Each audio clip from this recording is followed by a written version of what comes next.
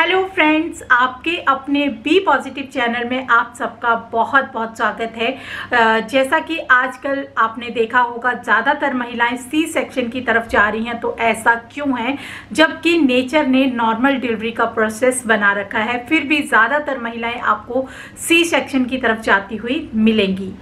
क्या कहीं ना कहीं उनकी जो प्रेगनेंसी जर्नी है उसमें कोई कमी रह जाती है? तो इसी से ही रिलेटेड मैं सीरीज शेयर कर रही हूं। तो पहले में मैंने आपके साथ 2 वीडियो शेयर करी हैं, जिसके लिंक आपको आई बटन या डिस्क्रिप्शन पर दोनों में ही आप चेक कर सकते हैं, मिल जाएंगी। तो उसमें मैंने पहले 0 से लेके 3 मंथ तक की जर्नी बताई है पहली सीरीज में, और सेकेंड में मैंने 3 से लेके 6 मंथ तक की जर्नी बताई है। तो वो जर्नी तो हमारी लगभग एक ही जैसी रहनी थी, तो वो मैंने आपको उस हिसाब से स्टेप बाय स्टेप बताई है। बाकी अब आज की वीडियो में मैं आपको 7 मंथ की जर्नी बताने वाली हूँ। 7 मंथ में जब 6 मंथ कंप्लीट हो जाते हैं तो कैसे कैसे क्या क्या करना है, आपको मैंने बहुत सारे टिप्स बताए हैं, वो आप उन वीडियोस में देख सकते हैं। बाकी अब आते हैं 7 मंथ के बारे में। 7 मंथ के में जैसे ही आपको स्टार्ट होता है, 7 मंथ में आपने देखा होगा कई लोगों की 7वें महीने में भी, जिसे प्री मैच्योर डिलीवरी बोलते हैं, 7वें महीने में भी कई लोगों के बच्चे हो जाते हैं। तो 7वें महीने में ऐसी कौन सी गलतियां हैं जो नहीं करनी चाहिए जिसकी वजह से ये प्री मैच्योर डिलीवरी ना हो, और कौन कौन सी ऐसी चीज़ें हैं जिन्हें हमें अपनी नई चीज़ें जिन्हें हमें अपनी लाइफ में शामिल करना है, यानी कि जो हमारी प्रेगनेंसी जर्नी का दौर है उसमें। तो देखिए, ये जो मैं आपके साथ सीरीज शेयर कर रही हूँ, जो भी बातें शेयर कर रही हूँ, ये मेरा पर्सनल एक्सपीरियंस है। मेरे दोनों ही बच्चे, मेरे 2 बच्चे हैं, दोनों ही नॉर्मल डिलीवरी से हुए हैं। आखिर नॉर्मल डिलीवरी से कैसे हुए हैं, वो मैं क्या क्या चीज़ें किया करती थी अपनी प्रेगनेंसी जर्नी में, तो वही आपके साथ मैं शेयर कर रही हूँ। कोई ख़ास बात नहीं है, जो भी चीज़ें हैं हमें आसपास इर्द गिर्द पता नहीं होती है। आजकल की महिलाएं क्या करती हैं, जैसे ही प्रेग्नेंट होती हैं उनको ऐसा लगता है कि जैसे अब तो बस कोई काम नहीं करना है, बैठ जाना है, बिल्कुल बैठ जाना है, कोई अपना एफर्ट नहीं लगाने हैं। क्योंकि जब तक आप अपने आप को सेटअप नहीं करोगे, अपने माइंड को सेटअप नहीं करोगे, तब तक आप नॉर्मल डिलीवरी के लिए कभी भी प्रिपेयर नहीं हो सकते हो। अगर आपने माइंड में यही बिठा लिया कि आपको सिजेरियन सिजेरियन सिजेरियन ही रखना है, तो फिर आप सी सेक्शन की तरफ ही जाओगे। सी सेक्शन डिलीवरी जो है वो आपकी उस टाइम के लिए आपको लगता है, उसमें भी आपको काफ़ी सारी पेन झेलनी क्योंकि डॉक्टर कोशिश करवाते हैं कि आपका नॉर्मल प्रोसेस से हो जाए। तो कई तरीके की आपको आर्टिफिशियल पेन देने की कोशिश करते हैं जिनको नहीं आती हैं, या इस तरीके से उसमें भी आपको पेन तो उतना ही बर्दाश्त करना पड़ता है स्टार्टिंग में भी, और डिलीवरी होने के बाद भी आपको उतना ही पेन सहना पड़ता है। कम से कम 6 महीने तो आपकी जो शरीर है उसे अपने फिर से उस अवस्था में आने के लिए टाइम लग जाता है सी सेक्शन में। वहीं नॉर्मल डिलीवरी में आप आराम से 11 दिन के बाद अपने शरीर को बिल्कुल फिट पाओगे। मैं यकीन मानिए, मैंने 11 दिन के बाद नॉर्मल डिलीवरी हुई है, तो 11 दिन के बाद मैंने अपना सारा घर का काम शुरू कर दिया था, खाना बनाना, सारी चीज़ें मैंने शुरू कर दी थी। तो जैसा आप अपने शरीर को बना लोगे, शरीर आपका वैसा ही बन जाता है। तो चलिए अभी शुरू करते हैं कि 7वें महीने में आपको ऐसा क्या क्या करना चाहिए, एक तो क्या नहीं करना चाहिए जिससे कि आप प्री मैच्योर डिलीवरी से बचे रहें, और क्या क्या करना चाहिए जो कि आपके आगे आने वाले टाइम में, यानी कि आपकी नॉर्मल डिलीवरी में काम आएंगे। 6वां महीना आपका ख़त्म हुआ, वो मैंने सारी आपको बता दी कि किस तरीके से आपको अपनी जर्नी तय करनी है। 7वें महीना जैसे ही शुरू होता है तो सबसे पहला काम आपको करना है, आपको दूध में, हल्के गुनगुने दूध में घी डाल करके पीना शुरू कर देना है। देसी घी के आप लगभग 2 चम्मच दूध में डालें, घोलें, और उसे हल्के गुनगुने दूध में घोल करके उसे पीना स्टार्ट कर दें। रात को सोते समय ये काम करना है। इससे क्या होगा कि आपका जो बेबी है वो आपके चिकनाहट जितना बॉडी में रहेगी, उतना ही बेबी को स्लिप होकर के निकलने में आसानी रहेगी, आपको पता भी नहीं चलेगा। तो यानी कि आपके शरीर में चिकनाहट ज़रूरी है। तो इसके लिए आपको डेली रात को सोने से पहले 1 घंटा पहले आपको हल्के गुनगुने दूध में देसी घी डाल के 2 चम्मच पी लेना है। ठीक है, तो ये आपको, बाकी आपको ऐसा नहीं कि आपको गर्म चीज़ें खाना शुरू कर देनी है, वो अभी आपको 7वें महीने से बिल्कुल भी शुरू नहीं करना है। बाकी आप जो एक्सरसाइज करते थे, वो जो आप डेली वॉकिंग वगैरह, मैंने आपको बताया है स्टार्टिंग के मंथ से ही आपको, जैसे ही वैसे तो आपकी डेली लाइफ में ही वॉकिंग सिस्टम रहता होगा, लेकिन स्टार्टिंग से ही आपको वॉकिंग करना शुरू कर देनी है।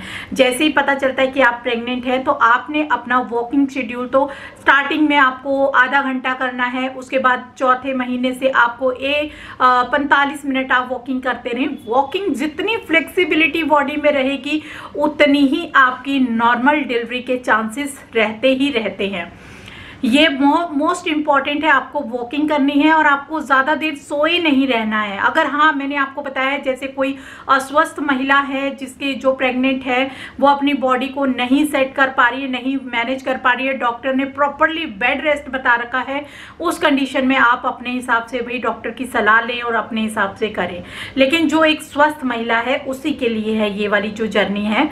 तो आपको क्या करना है, आपको नॉर्मली वॉकिंग अपना रखना है, आपको वॉकिंग करनी है। एक्सरसाइज आपको हल्की फुल्की एक्सरसाइज करनी है। आप एक्सरसाइज चेक भी कर सकते हैं। एक्सरसाइज आपको कई तरह की प्रेगनेंसी एक्सरसाइज मिलती हैं, वो आप उन्हें चेक करके उनको फॉलो कर सकते हैं। उनसे भी आपका जो बॉडी है उसमें फ्लेक्सिबिलिटी आने के चांसेस बढ़ जाते हैं। तो इस तरीके से आप एक्सरसाइज करें, वॉकिंग करें रेगुलर, और अपने घर के निजी काम हमेशा करते रहें। उनसे बिल्कुल भी नहीं आपको, क्योंकि आप जो निजी काम करेंगे उसमें आपको थोड़ा भी वॉकिंग होगी, थोड़ा भी आप चलोगे तो उससे आपकी बॉडी में काफ़ी असर रहेगा, यानी कि आपकी बॉडी की फ्लेक्सिबिलिटी बढ़ती जाएगी नेचुरल तरीके से। एक तरीके से आप काम भी कर रहे हो घर का और दूसरा आपकी बॉडी की फ्लेक्सिबिलिटी भी बढ़ रही है। माइंड पे स्ट्रेस बिल्कुल नहीं लेना है, माइंड को बिल्कुल फ्री रखिए, किसी भी तरह का कोई स्ट्रेस लेने की जरूरत नहीं है। पॉजिटिव वाइब्स वाली बुक्स पढ़िए, जैसे भगवान से रिलेटेड, अपने मन में जिस भी भगवान की आपकी श्रद्धा है उस भगवान के प्रति अपना ध्यान बनाए रखें, ताकि आपका जो बच्चा है उसमें भी पॉजिटिव वाइब्स आए। बच्चा आपका शांत स्वभाव का होगा, पॉजिटिव वाइब्स आएंगी। तो बस आपको इतना थोड़ा सा है कि 7वें महीने से आपको जो दूध है उसमें देसी घी के 2 चम्मच डाल करके पीना शुरू करना है। कई लोगों को आजकल ये चीज़ें पसंद नहीं है तो वो कोई भी चिकनाहट वाली चीज़ें खा सकते हैं, जैसे कि कई तरीके के ऑयल भी सजेस्ट किए जाते हैं। आप नारियल का तेल भी पी सकते हैं, यानी कि थोड़ा 2 चम्मच, उससे भी चिकनाहट बढ़ती है। और 7वें महीने में आपको खास तौर पर ना सफ़र अवॉइड करना है। 7वें और 8वें महीने में सफ़र नहीं करना चाहिए। तो 7वें महीने में आप जो भी आपको सफ़र करना हो, कहीं जाना हो, कहीं आना हो, तो वो आप चौथे, 5वें और 6ठे इन 3 महीनों में आप आराम से कर सकते हो। लेकिन 7वें महीने और 8वें महीने में आपको सफ़र बिल्कुल अवॉइड करना है, मतलब सफ़र नहीं करना है। और अगर मान लीजिए बहुत ही ज़रूरी है तो जैसा कि मैं हर बार ही आपको बोलती हूँ कि कोई भी आप जो कंफर्टेबल सिस्टम हो आपकी सफ़र करने का, उसी का ही इस्तेमाल करें। इसके अलावा आप अगर प्लेन में जा रहे हो तो प्लेन में भी आप अपनी ज़रूरी मेडिसिन्स लेकर के रखें, या फिर अगर आप बस में जा रहे हो तो बस नॉर्मल बस में सफ़र ना करते हुए आप वोल्वो में कर सकते हो, या फिर आप अपनी पर्सनल गाड़ी से पीछे वाली सीट पे स्लीप होके सो करके, या फिर फ्रंट वाली सीट भी बैक हो जाती है तो उसमें भी आप आराम से इस तरीके से आप कंफर्टेबली सफ़र कर सकते हो। साथ में आप जो खाना खा रहे हैं वो आपका एकदम हेल्दी होना चाहिए। और सुबह सुबह तो मैंने आपको बता रखा है कि 4 से 5 बादाम, आपको भीगे हुए बादाम खाने हैं, और उसके साथ में ड्राइड अंजीर जो मिलते हैं अगर वो हैं तो वो भिगो करके खा सकते हैं, जिससे कि आपको कब्ज़ की समस्या नहीं रहेगी। अगर आपको ड्राइड अंजीर आसानी से नहीं मिल रहे हैं कहीं तो आप किशमिश भी ले सकते हैं, पानी में भिगो करके किशमिश भी आप खा सकते हैं। लेकिन जो किशमिश है ये आपको रात को सोते समय, जो दूध मैंने आपको बताया था देसी घी वाला, उसी में ही आप किशमिश भी हल्का सा पका लें, और उसे पकी हुई को अगर आप खाएंगे तो आपको कब्ज़ की समस्या बिल्कुल नहीं रहेगी। और आपको कब्ज़ तो रहनी ही नहीं चाहिए, क्योंकि कब्ज़ की समस्या रहेगी तो इससे आपकी जो नीचे की बॉडी है वो ज़्यादा आपकी मसल्स जो है वो टाइट होना शुरू हो जाते हैं, तो इसीलिए कब्ज की समस्या नहीं रहनी चाहिए। तो इसके लिए मोस्ट इम्पॉर्टेंट है कि आपको अंजीर लेने हैं।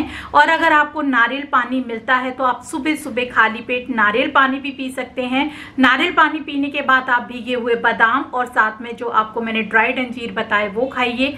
और इसके बाद आप अपनी दिनचर्या में कोई भी हेल्दी खाना, हरी पत्तेदार सब्जियां, दालें, ये सब आप लीजिए। और आप साथ साथ में डॉक्टर से भी अपनी सलाह लेते जाएं, जो भी आपका रेगुलर डॉक्टर है उसे आप कंटिन्यूसली चेकअप कराएं। और जो भी वो आयरन की, कैल्शियम की आपको दवाइयाँ देते हैं वो भी आप निरंतर खाते रहें।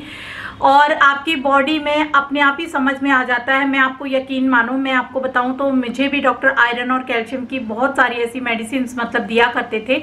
तो जब मैं उन्हें खाती थी तो मुझे ना कुछ अंदर से जलन सी लपटती थी, ऐसे लगता था जैसे गर्मी सी हो रही है। तो वो आप अपनी बॉडी का जो अंदर की चीज़ें होती हैं उन्हें खुद से भी मेजरमेंट कर सकते हो। तो मैं उन दवाइयों को कभी कभार नहीं भी खाती थी, यानी कि मैंने छोड़ दी थी बीच बीच में, क्योंकि मुझे शरीर के अंदर बहुत ज़्यादा गर्मी सी महसूस होने लगी कि जैसे बहुत गर्मी सी हो चुकी है।